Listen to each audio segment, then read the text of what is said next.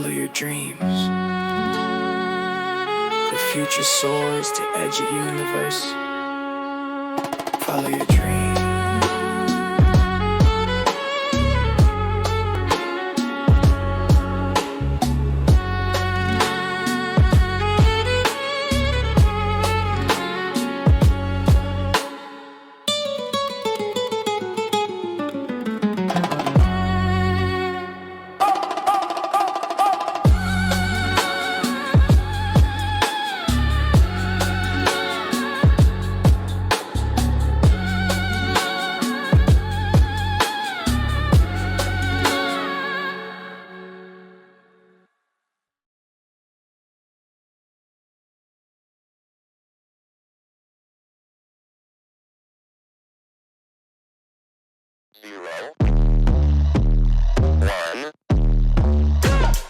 Let's get started.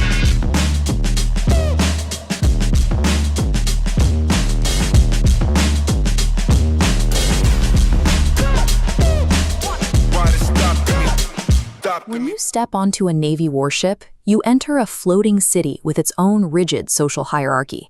In these extremely tight quarters, the normal rules of society magnify, and there is nowhere to hide. Gino Garcia grew up in the vibrant ethnic neighborhoods of San Bernardino, California. He enlisted in the Navy looking for adventure and a shot at respect, bringing his rich cultural heritage with him. But the reality of life at sea was harsh. Gino's food, his music, and the rhythm of Ladino that occasionally colored his English marked him as different. Ladino is a historical dialect that blends early Spanish with other linguistic influences. Because he stood out, he became an immediate target. The harassment started small but escalated quickly. His shipmates mocked his last name, stole his gear, and constantly whispered behind his back. The goal was simple: strip away his dignity until he submitted. The worst part was the inescapable geography of the ship. In the tight metal confines of the USS Saratoga, you cannot walk away from your abusers. You sleep, eat, and work inches away from the people making your life miserable. When the social deck is stacked against you in a closed environment, you are left with exactly two options. You either erase your own identity to blend in, or you find a way to hack the rules of the system. Instead of retreating, Gino started watching. He studied his shipmates, looking past the disciplined front to see how the crew functioned on a daily basis. He noticed a cycle. Payday brought a massive spike in energy, but within 2 weeks, the very same men who bullied him were entirely broke. They squandered their cash on underground card games and smuggled liquor. Growing up poor, Gino had watched his family expertly stretch a few dollars to survive the month. He understood financial discipline. Surrounded by men who couldn't manage their money, he realized he held a distinct intellectual advantage. The solution arrived as he lay in his bunk. Carter, the crew's self-appointed awful bully, was loudly complaining about being broke. Gino calmly offered him a $10 bill, telling him to pay it back on payday with a little extra for the trouble. When cash runs out, social privilege vanishes. In an isolated environment, economic desperation acts as a brutal equalizer. Those who need money must answer to those who have it. Carter took that $10. The terms were clear, and the interest rate was set. Gino had executed his first trade as the ship's underground banker. Initially, the crew laughed at the idea of borrowing from the guy they used to mock, but pride is expensive. As the days stretched on and wallets emptied, their reluctance collapsed under the weight of their own financial desperation. His operation was simple: a meticulously kept ledger tracking names, dates, and what each sailor owed him. With every line filled, the ship's hierarchy inverted. As the network of dependents grew, his former tormentors became entirely reliant on his cash. Gino never gloated. He managed his operation with quiet, firm discipline. As his leverage increased, the taunts in the hallways faded, replaced by quiet nods of respect from the men who owed him. Gino realized that shipboard power was fragile, built entirely on the perception of who was in charge. With every entry in his ledger, he anchored that influence to something much more concrete: a growing stack of unpaid debts and the quiet obligations they created. By tracking these debts, Gino systematically stripped the bullies of their influence. He forced the men who once mocked his heritage to navigate a world where his approval was their most valuable asset. Tensions finally boiled over on a humid, tense night, while the ship navigated the dark waters of the Caribbean Sea. Carter, drowning in debt and frustrated by his loss of status, decided to force an issue. He confronted Gino in front of the crew, trying to publicly shatter his authority and drag the ship back to its bigoted power structure. Gino did not back down. Backed by the confidence of his ledger, he stood his ground, looked Carter in the eye, and plainly demanded fairness and respect. The rest of the crew watched, and then did something telling. Nothing. Their silence proved that Carter's old social currency was completely bankrupt. Gino had survived the stress test, emerging as the undisputed authority. The next morning, Gino stood alone at the rail, watching the sun break over the horizon. The endless expanse of the ocean no longer felt like the walls of a prison. He reflected on the path that brought him here. It was a complex line to walk, balancing sheer survival against the exploitation of his crewmates' bad habits to reclaim his own dignity. But he hadn't won by shutting his Mexican-American identity. He won by weaponizing the very resourcefulness, pride, and grit that his heritage had instilled in him from childhood. Empowerment didn't come from mirroring the behavior of the men who had targeted him. It came from using his unique perspective to shift the rules of the system, ensuring that on the Saratoga, his heritage was no longer a liability, but the source of his strength. The Last Days of Gino, A Loan Shark's Reckoning. A Mexican-American sailor's journey through adversity and identity. Introduction, Gino's wake-up call. Gino Garcia stepped onto the deck of the USS Saratoga with his duffel bag slung over one shoulder and a borrowed sense of confidence. Raised in the ethnic neighborhoods of San Bernardino, he'd joined the Navy for the promise of adventure and a shot at respect. But the reality was harsher than the West Coast heat. His accent, the rhythm of Ladino that sometimes crept into his English, became a target.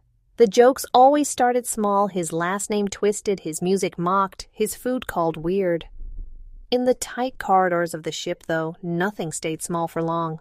At first, Gino tried blending in. He kept his head down, followed orders, and let the waves of laughter roll past. But the bullying grew bolder. Pranks in the mess hall, missing gear, and whispers that followed him like a shadow. For the first time, Gino felt stripped of not just dignity, but his very sense of who he was. Yet somewhere beneath his frustration, a resolve began to grow, a stubborn spark that refused to flicker out. Rising action, the ship's secret economy. It didn't take long for Gino to notice the patterns that ruled life at sea. Payday came with a brief euphoria, but by the second week, many of his shipmates were flat broke. The reasons were as old as the Navy itself. Card games in the lower berths, bottles smuggled from port, and the endless temptation of bets and bars whenever they docked. The same men who jeered at Gino for his outsider ways were the ones pawning watches or begging for cigarettes days before the next payday hit. Gino watched, learned, and kept his observations to himself. He didn't judge. He understood pressure. He'd seen his own family stretch dollars until they snapped. But the ship was a world of its own, and here desperation had a different taste. He realized that adversity could be a teacher, and sometimes it also provided opportunity. Turning point, becoming the banker. The idea came to Gino as he lay in his narrow bunk, restless in the humid dark. If the old rules didn't protect him, maybe he could write new ones. The next time the crew's self-appointed Alpha Carter grumbled about being broke, Gino offered him a 10 with a quiet smile. "Pay me back on payday, a little extra for my trouble." Word spread faster than a storm warning. At first, the men scoffed. Borrowing from Garcia felt like admitting defeat. But when the cash ran out and their pride ran dry, they came anyway. Gino's ledger grew, their debts written in a careful looping hand. The ship's bullies became his borrowers, each transaction quietly shifting the balance of power.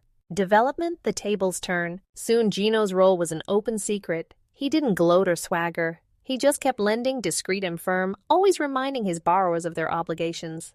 Some muttered about his unfair interest, but most paid up, afraid to lose their standing with the only man who could float them through rough waters. Gino started to walk the ship with a new kind of confidence. The taunts faded, replaced by nods of recognition. He still felt the sting of old slights, but now it was tempered by a sense of control.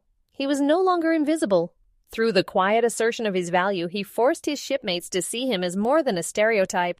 Yet the dynamic was complicated. Some sailors resented the new order, and a few even tried to bully him back into submission.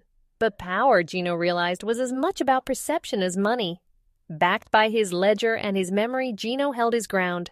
Climax: storm on the deck. Tensions reached their peak during a night in the Caribbean Sea.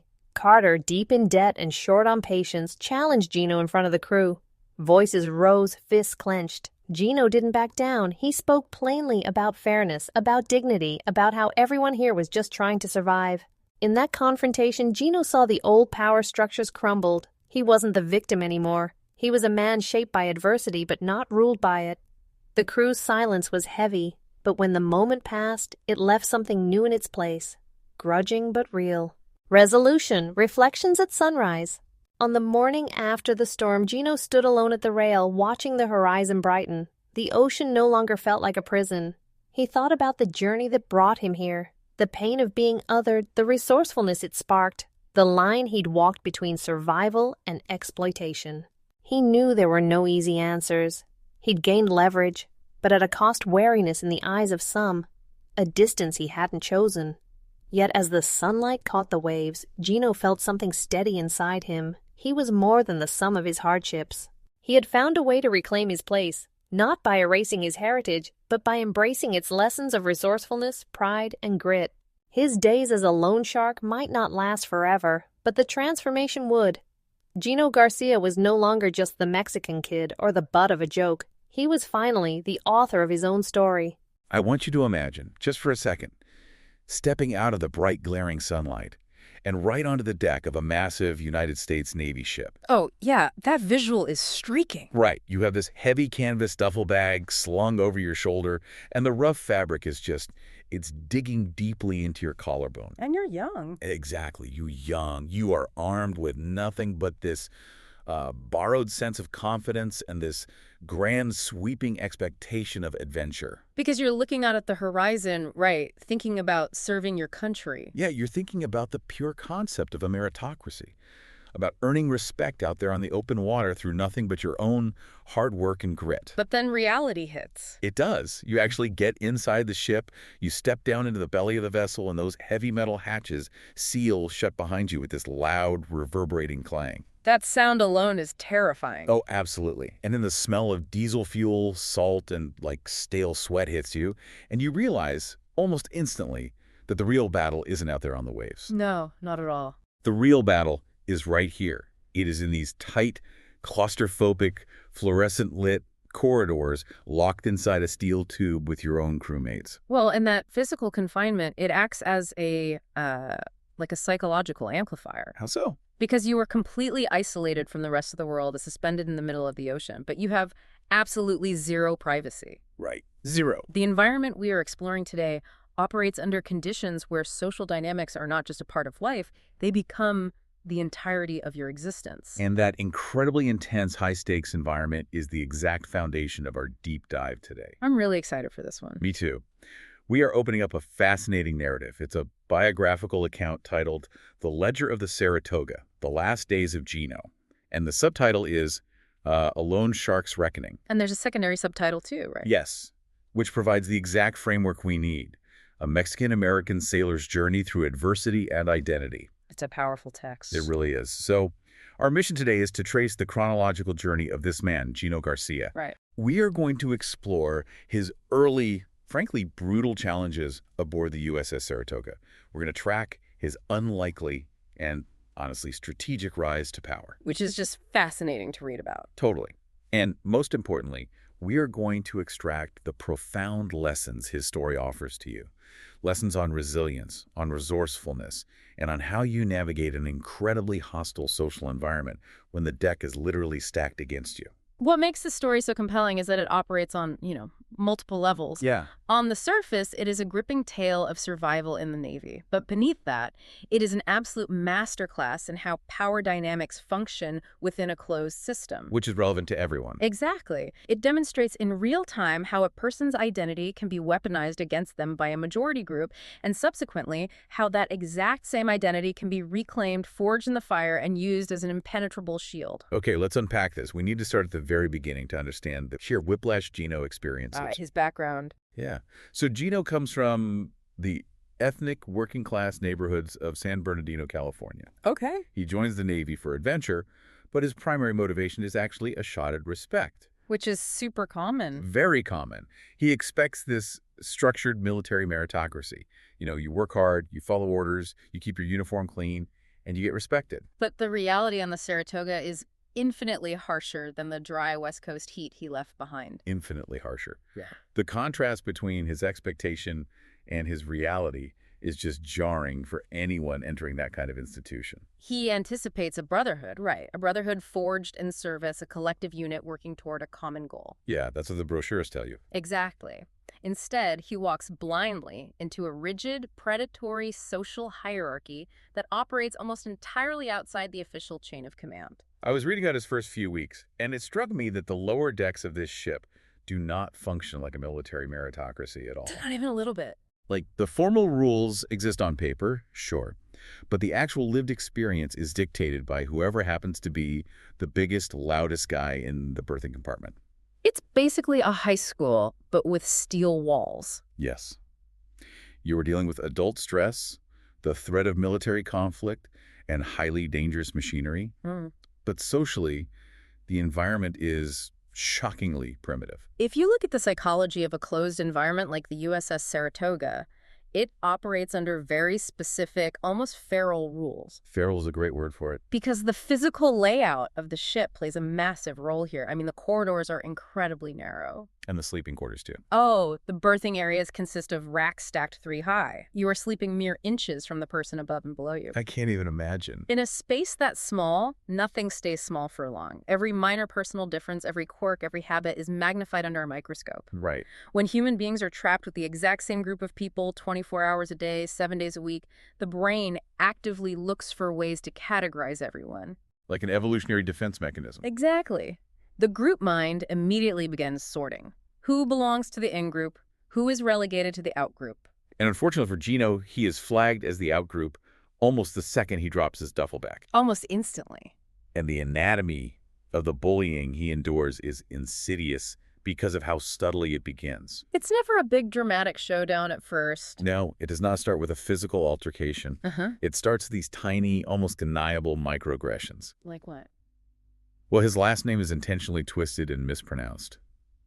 The music he listens to on his headphones is constantly mocked. Yeah. The food he talks about missing from home is called weird. And the most specific, persistent detail they latch onto is his accent. Right, the Ladino influence. Exactly. He has this unique vocal rhythm, a cadence influenced by Ladino that sometimes creeps into his English. That vocal rhythm becomes a massive, inescapable target for the rest of the crew. We should probably pause here and clarify what that means in this context, because it is crucial to understanding the psychological warfare at play here. Oh, please do.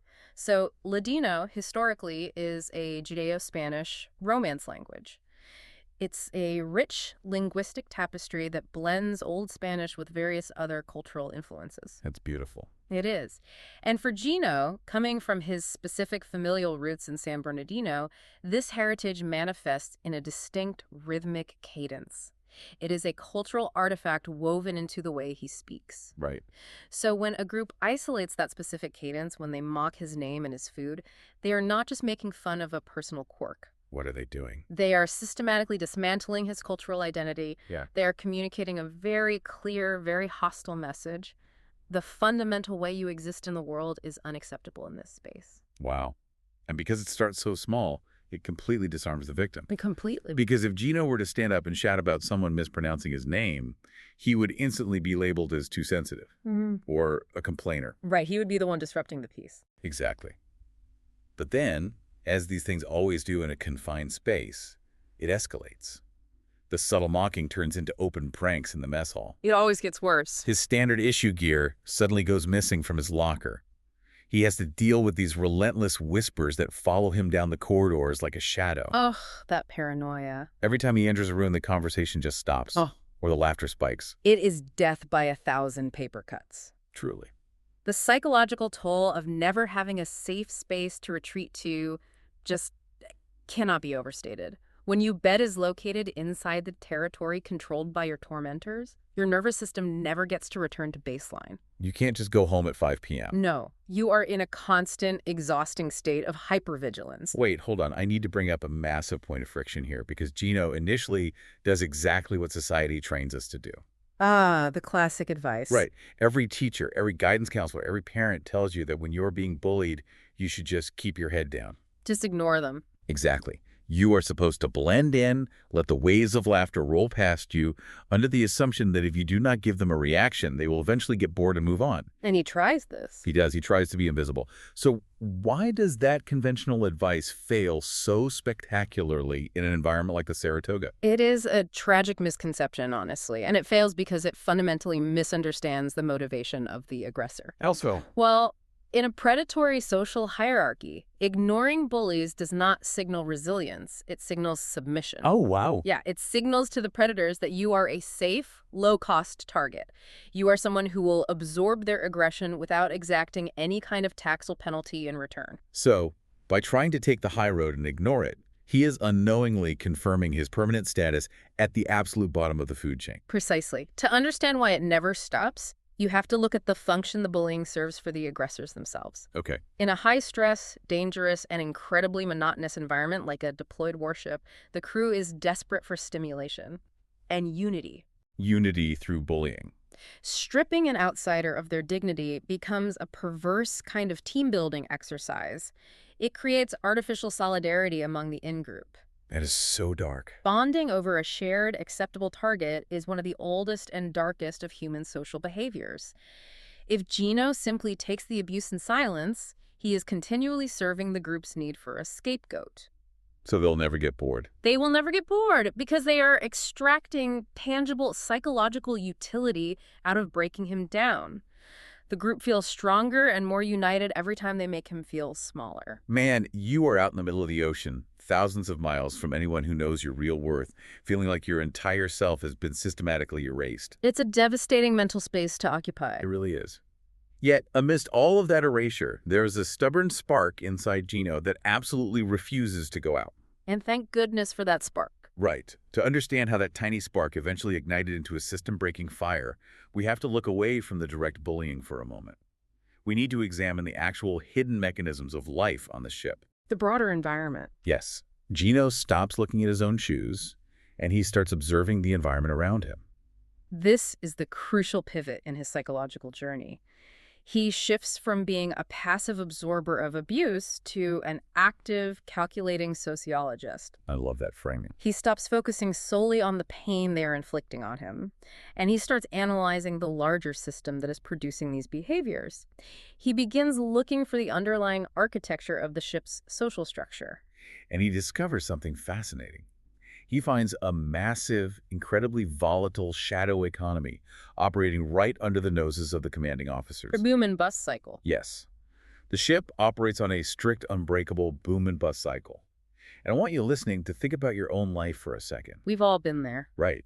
Have you ever gotten a paycheck on a Friday, felt absolutely invincible for about 48 hours, and then looked at your bank account on Tuesday and wondered where it all went?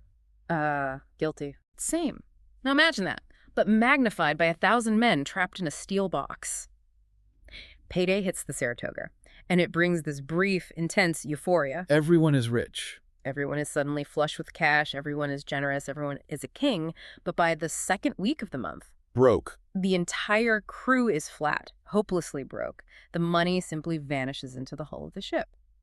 We have to ask how that amount of capital disappears so rapidly in an environment where your fundamental needs, your bed, your meals, your uniform, are completely provided for by the government. It's crazy to think about. The mechanisms of this shadow economy are highly efficient at draining wealth. You have endless high-stakes card games happening in the dimly lit lower berths. Yeah. You have bottles of cheap alcohol smuggled from foreign ports, sold at exorbitant markups. Right. And you have the constant temptation of bets, dice games, and the anticipation of blowing huge sums at bars the very second the ship docks for liberty. It just seems like sheer madness from the outside.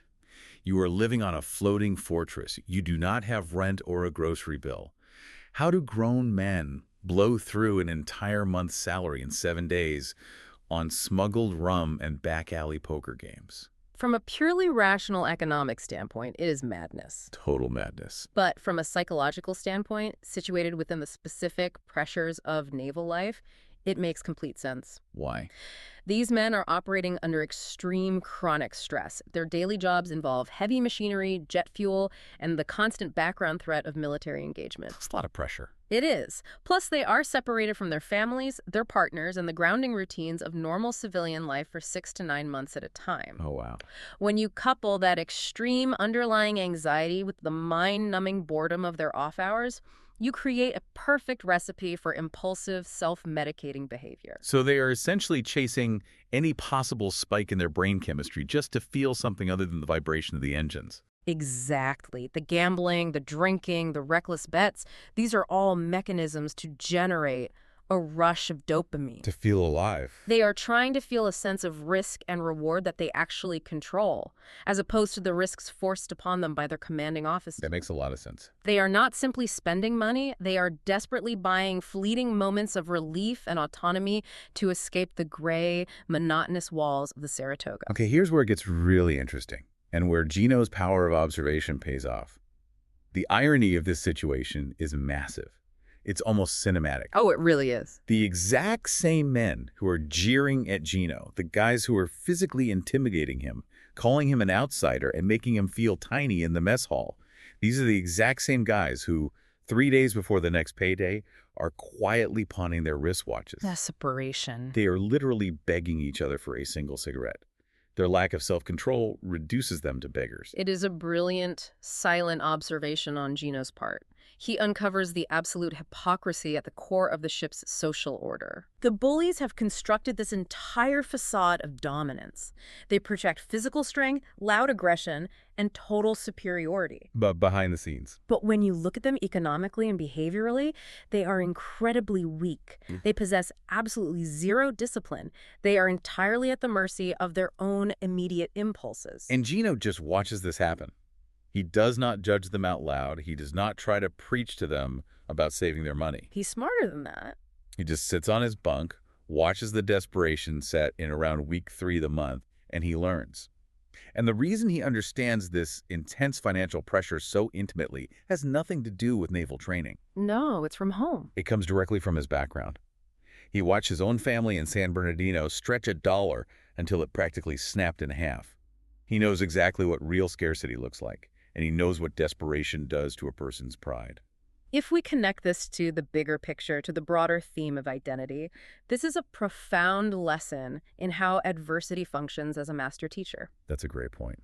The very background that the crew is relentlessly mocking, his working class roots, his ethnic neighborhood, the financial struggles of his family, is actually his greatest, most potent hidden asset. They think calling him the Mexican kid from the barrio makes him inferior, but that specific upbringing equipped him with a survival skill set that these guys completely lack. Growing up in an environment where money is scarce forces a specific kind of financial literacy and psychological discipline upon you. You don't have a choice. Exactly.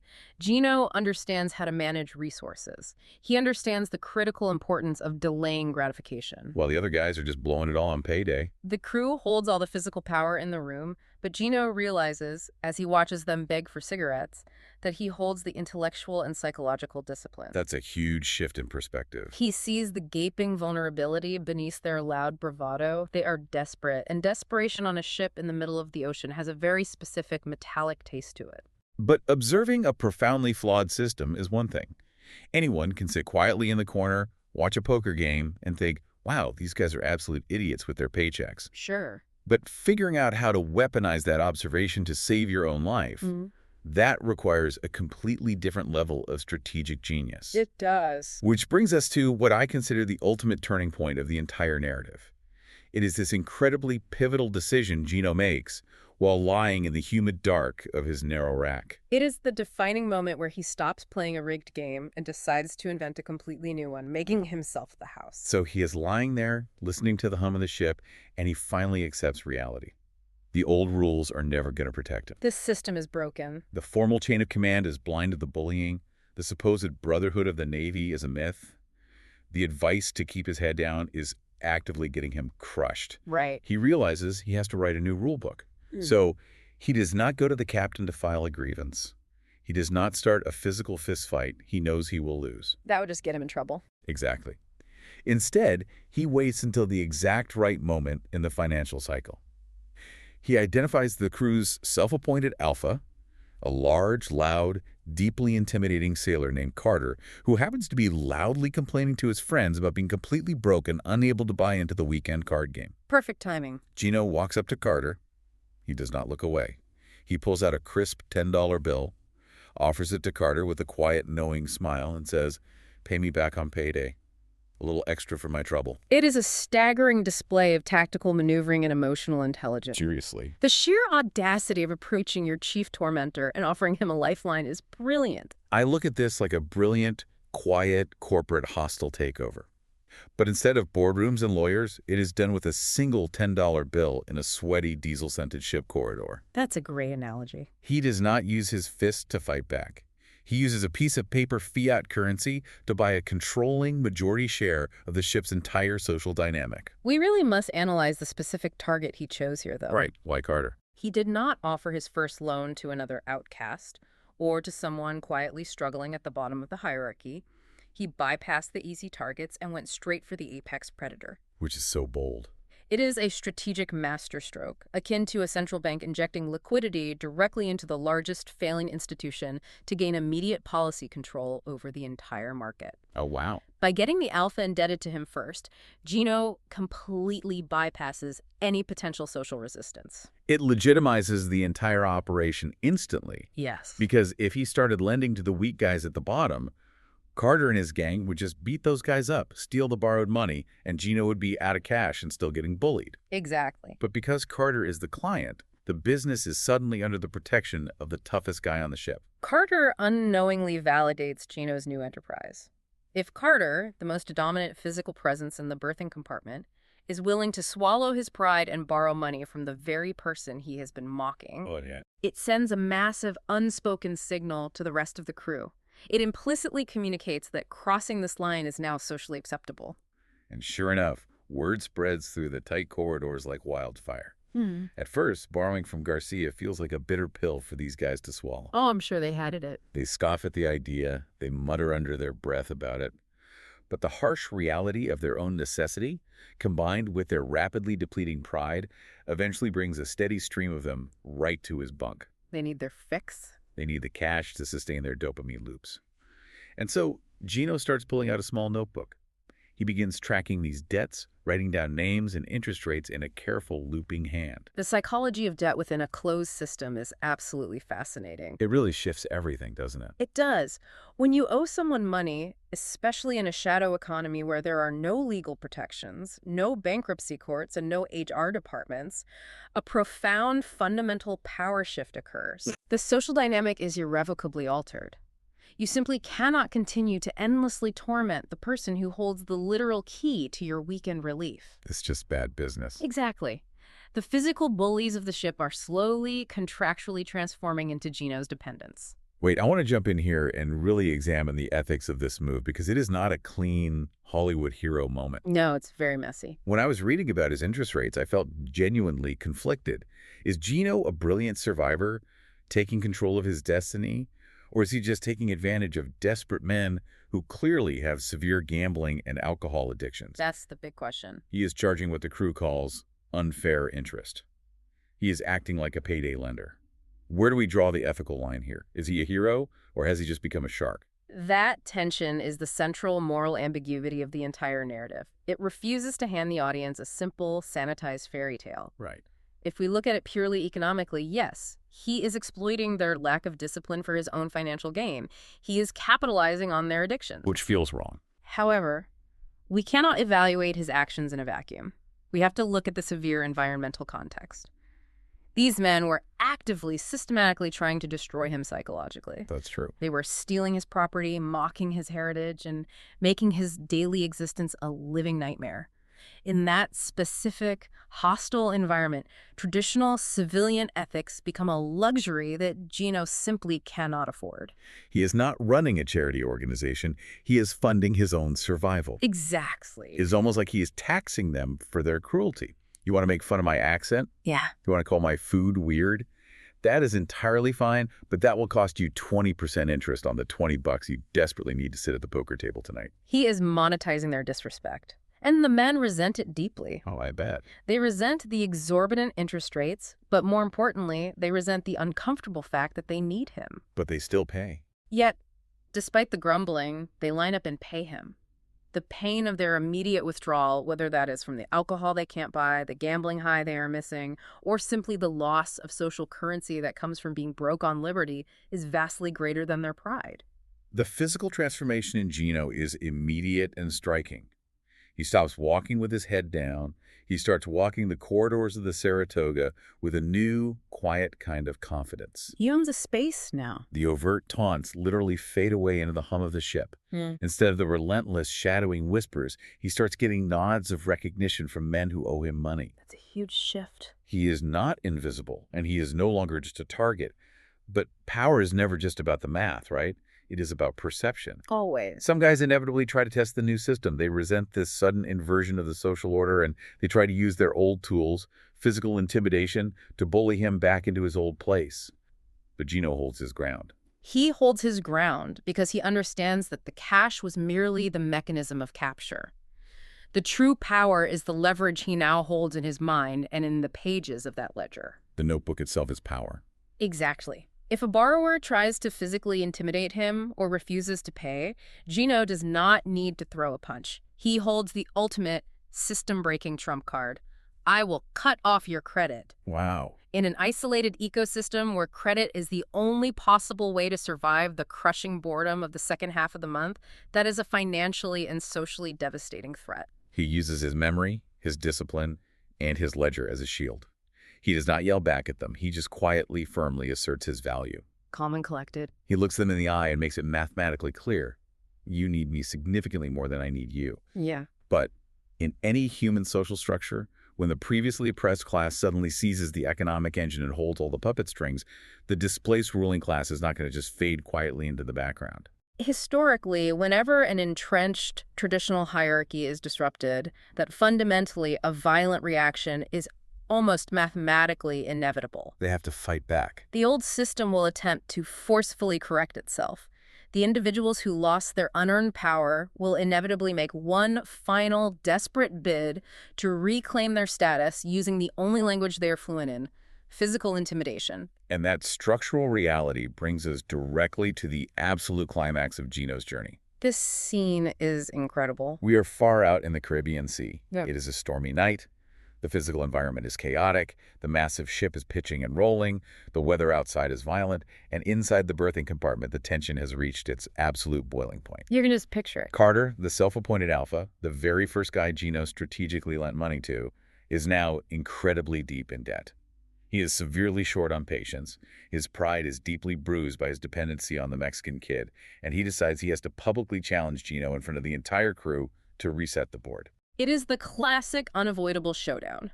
Carter is attempting to publicly reestablish his dominance in front of his peers. He needs to prove himself. He needs to prove to the rest of the crew and to himself that the old rules, the rules of physical size, aggression, and intimidation, still govern the ship. I want you to really picture this scene. You have the physical storm raging outside, the wind howling against the steel, the massive waves crashing against the hull, causing the floor to tilt. Super dramatic. And inside that narrow fluorescent-lit corridor, a social storm is erupting. Carter's voice is rising. Fists are visibly clenching. The entire crew gathers around, forming a tight circle. Everyone is watching. They are all watching, holding their breath, waiting to see if Gino will finally fold under direct, impending physical violence. If Gino takes a step back here, if he flinches or cowers, the ledger immediately loses all its power. The whole empire crumbles. The entire financial and social empire he built dissolves into nothing in a fraction of a second. This is the ultimate stress test of his new framework. Carter desperately wants a physical fight because Carter knows with absolute certainty that he can win a physical fight. It is his domain. Right. If Gino engages on Carter's terms, if Gino raises his fists to defend himself, he loses the larger war, even if he miraculously manages to land a lucky punch. Because he's playing by Carter's rules. He loses because fighting back physically validates Carter's premise that violence is the supreme currency of the ship. But Gino does not step back. And Crucially, he does not raise his fists. Instead, he utilizes a tactic the narrative describes as the weapon of plain speech. This is brilliant. He does not match Carter's yelling. He does not puff out his chest. He speaks in a calm, clear, even tone about basic fairness. He speaks about human dignity. And he speaks about the stark, unglamorous reality that every single man standing in that circle is just trying to survive a miserable deployment. What's fascinating here is the psychological de-escalation tactic Gino employs. It is a masterclass in conflict resolution. How does it work? By speaking plainly, without ego, about their shared miserable struggle, the undeniable fact that they are all stuck in this floating steel prison, all dealing with the same harsh military realities, all just trying to make it to the next port, he completely dismantles the artificial hypermasculine hierarchy Carter is desperately trying to uphold. It is like he changes the entire genre of the interaction. That's a good way to put it. Carter's performing in an action movie, waiting for the fight scene. Gino turns it into a documentary, forcing everyone to just look at the raw facts of their existence. He refuses to take the stage as a combatant. By doing so, he breaks the performance of masculinity that Carter requires to maintain power. Right. He reminds Carter and the entire captive audience of crewmen that beneath all this loud posturing and aggressive bravado, they're all equally vulnerable. They're all homesick, stressed, and broke. So true. Gino refuses to play the role of the intimidated, trembling victim, but he equally refuses to play the role of the violent, angry aggressor. He steps entirely outside the binary choices they expect from him. He makes a third option. He looks at this massive, angry man and essentially communicates, I know you are struggling, Carter, we all are, but a deal is a deal, you owe what you owe, and my dignity is simply not up for negotiation. And in that exact moment, the tension breaks. The old power structures permanently crumble. Gino is definitively no longer a victim. He stands there as a man who was shaped by extreme adversity, not ruled or broken by it. The reaction of the crew is the best part. The reaction of the crew surrounding them is the most telling part of the entire scene. They do not cheer for Gino like it's a sports movie. They do not attack him to defend Carter. They all fall into this heavy, profound silence. And out of that silence emerges a grudging, but incredibly real, permanent respect. Silence in a group setting like that is often the literal sound of a paradigm shifting. Oh, absolutely. Have you ever been in a room where the energy changes so drastically that you can physically feel the silence? I know exactly what you mean. That is what is happening here. The crew realizes collectively that Carter has been defeated. He was not defeated by a stronger, faster opponent. He was defeated by undeniable, unshakable truth. True power is never about forcing someone to physically submit to you. True power is forcing someone to look at reality. Well said. Gino did not just defeat Carter the bully. He defeated the entire illusion of the bully's superiority. He exposed the fact that the loudest guy in the room is actually the weakest, with no cash, no self-control, and no real leverage. By forcing them to look in the mirror, he cemented his place at the top of the new structure. The ledger in his pocket was no longer just a list of debts and interest rates. It became the documented, accepted proof of the new social contract on the USS Saratoga. But as with all massive, adrenaline-fueled confrontations, the storm eventually passes. The heart rate slows down, the crowd disperses, and you are left to actually live in the brand new reality you have just carved out for yourself. Which is a whole new challenge. That transition brings us to the final contemplative phase of our deep dive, the morning after. The aftermath of a major conflict is frequently where the most profound psychological growth occurs. Right. It is the quiet moment when the nervous system finally settles, the immediate threat is gone, and you are forced to evaluate the long-term cost of the survival strategy you chose. The scene painted for us is incredibly cinematic and peaceful compared to the claustrophobia of the lower decks. It is the morning immediately following the confrontation with Carter. The sun coming up? Yeah, the sun is just starting to come up over the massive expanse of the Caribbean Sea. Gino is standing completely alone at the metal rail of the ship, looking out at the water. Just breathing. And for the first time since he walked down those metal stairs with his duffel bag, the ocean no longer feels like the walls of a prison. It's expansive again. He is reflecting on this wild, exhausting journey. He thinks about the searing pain of being othered and mocked. He thinks about the incredible hidden resourcefulness that pain sparked inside him. And he thinks very deeply about that incredibly fine, blurry line he has been walking for months between surviving an abusive system and actively exploiting the weak men within it.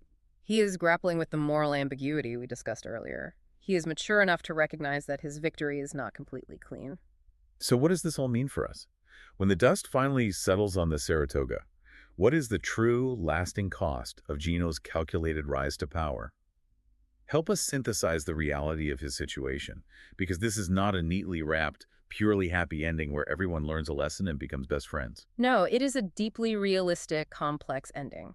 Gino realizes, looking out at the sunrise, that there are no easy, consequence-free answers in life. Yeah. He successfully gained the leverage he desperately needed to survive and protect his dignity, but that leverage came with a heavy price tag. The cost of his power was, as the book says, wariness in the eyes of some, and a distance he hadn't chosen. This is a profoundly important lesson for anyone attempting to navigate difficult social environments, corporate ladders, or complex family dynamics. It's universal. Asserting strong boundaries, taking control of your own narrative, and demanding your value always, inevitably, requires a trade-off. You simply cannot be everyone's warm, fuzzy friend when you are the one holding the ledger and enforcing the rules. Precisely. He traded the terrible vulnerability of being a punching bag for the cold isolation of being the banker. That's a great way to put it. It is an inherently lonely position to occupy. When you finally stop allowing people to walk all over you, the specific people who thoroughly enjoyed walking all over you are not going to celebrate your new boundaries. Definitely not. They will view you with suspicion. They will keep a wary distance. I want you listening to think about times in your own life where this applies. Oh, I'm sure everyone has an example. Think about a time you were in a toxic workplace, entangled in a difficult family dynamic, or trapped in a one-sided friendship, and you finally, unequivocally stood up and asserted a hard boundary. It's hard to do. You gained your self-respect back, which is invaluable, but you likely lost a certain type of easy connection with those people. Establishing your worth often creates a lonely but absolutely necessary distance. That concept hits incredibly close to home. It is a lonely distance. You are standing by yourself at the rail of the ship. But what Gino gains in return for that distance is so much more valuable than the fake camaraderie of bullies. So much more. As the morning sunlight catches the crests of the waves, Gino feels a deep internal steadiness. He realizes he is infinitely more than just the sum of his hardships. He's reclaimed his identity. And this is the core takeaway I want to passionately highlight for you listening right now. Gino reclaimed his place in the world not by erasing his heritage to quietly blend into the background, but by fully, unapologetically embracing its lessons. That's the key. The exact things the crew mocked him for, his cultural background, his family's working-class financial struggles in San Bernardino, the different rhythms of his language, those were the exact tools that allowed him to outmaneuver them all. It's beautiful, really. He did not succeed in spite of being the outsider. He succeeded because the hard lessons of his specific heritage gave him the grit, the profound resourcefulness, and the deep internal pride to see a strategic way out when everyone else was entirely blind to it. That is the ultimate poetic triumph of his identity. The bullies desperately tried to frame his identity as a symbol of inherent weakness. And he flipped it on them. Gino turned around and proved that it was the absolute source of his strategic superiority. He became the undisputed author of his own story by picking up the very ink they tried to spill and using it to write a new contract. He became the author of his own story. That is incredibly powerful. So, as we look back over this incredible chronological journey on the USS Saratoga, we followed Gino from the moment he stepped onto that ship with a heavy duffel bag and naive expectations, down into the claustrophobic nightmare of targeted, relentless bullying. We saw the shadow economy. We explored the hidden mechanics of a shadow economy driven by stress and dopamine. And we saw how extreme, crushing social pressures can either completely break a person or, if they have the iron discipline to step back, observe, and learn, force them to write a completely new rulebook that shifts the balance of power. And the application of his journey extends far beyond the hull of a Navy warship. Definitely. While you listening today might not be physically navigating the literal steel-walled corridors of a ship in the Caribbean Sea, you undoubtedly face your own tight corridors. We all do. We all do. We navigate corporate workplaces with dense, unspoken hierarchies. We navigate complex, overlapping social circles. We exist within massive institutions where the rules frequently seem rigged entirely against us. Gino Garcia's story serves as a profound, actionable blueprint. It teaches us the immense, underutilized power of quiet observation.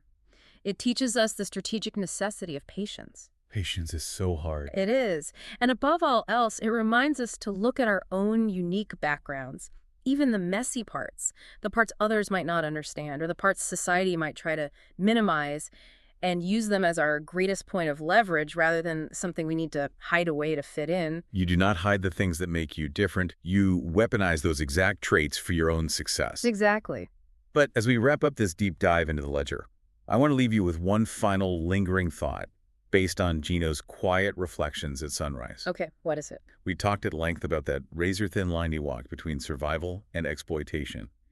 When you find yourself trapped at the bottom of a hostile environment, and you observe the fatal flaws in the system, and you finally figure out exactly how to flip the script and gain absolute power over the people who hurt you. Right, how do you handle it? How do you ensure that in authoring your own story, you don't simply become a brand new version of the villains from your previous chapter? That is the eternal defining question of power. Once you finally hold the ledger in your own hands, how do you choose to wield it? Something to mull over the next time you find yourself navigating the tight, fluorescent-lit corridors of your own life. Thank you so much for joining us on this deep dive into the ledger of the Saratoga. It's been great. It has been an incredible journey exploring this narrative with you. Until next time, keep observing, keep your ledger balanced, and we will see you on the next deep dive.